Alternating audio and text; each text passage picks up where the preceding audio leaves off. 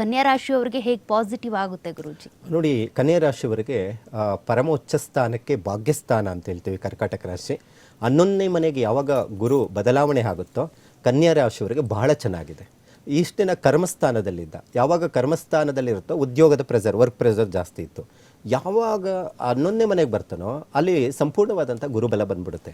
ಇವ್ರಿಗೆ ಬರಬೇಕಾಗಿದ್ದು ಗುರುಬಲ ಯಾವಾಗಂದರೆ ಮೇ 2026ರಲ್ಲಿ ಬರಬೇಕಾಗಿತ್ತು. ತಾತ್ಕಾಲಿಕವಾಗಿ ಗುರು ಬದಲಾವಣೆ ಆಗೋ ಒಂದು ಫಲದಿಂದ ಈ ಕನ್ಯಾ ರಾಶಿಯವರಿಗೆ ರಾಜಯೋಗವನ್ನು ತಂದುಕೊಡುತ್ತೆ ಅಂತ ಹೇಳುತ್ತೆ. ಯಾವಾಗ ರಾಜಯೋಗ ತಂದುಕೊಡುತ್ತೆ, ಅಭಿವೃದ್ಧಿ ಚೆನ್ನಾಗಿರುತ್ತೆ ಅನ್ನುವಂಥದ್ದು ಇರುತ್ತೆ. ನೋಡಿ, ಎರಡು ವಿಚಾರ ಇಲ್ಲಿ ತಿಳ್ಕೊಬಹುದು.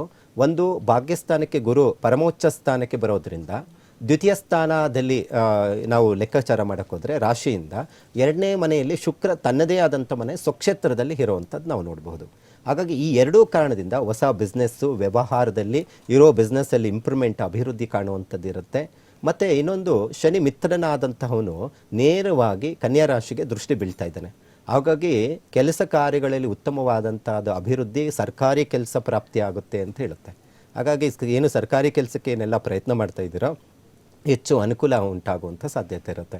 ಹಾಗಾಗಿ ಎಲ್ಲನೂ ಕಡೆನೂ ನಾವು ನೋಡಿದಾಗ ಪಾಸಿಟಿವ್ ವೇವ್ಸೇ ಜಾಸ್ತಿ ಇದೆ ಕನ್ಯಾ ರಾಶಿಯವರಿಗೆ. ಹಾಗಾಗಿ ತಲೆ ಕೆಡಿಸ್ಕೊಳ್ಳುವಂಥದ್ದೇನಿಲ್ಲ. ಏನಾದರೂ ಹೊಸದಾಗಿ ಪ್ರಯತ್ನ ಮಾಡುವಂಥದ್ದು ಏನಾದರೂ ಕೆಲಸದಲ್ಲಿ ಇತ್ತು ಅಂದರೆ ಮಾಡಿ ಒಳ್ಳೆಯದಾಗಲಿಕ್ಕೆ ಸಾಧ್ಯ ಆಗುತ್ತೆ.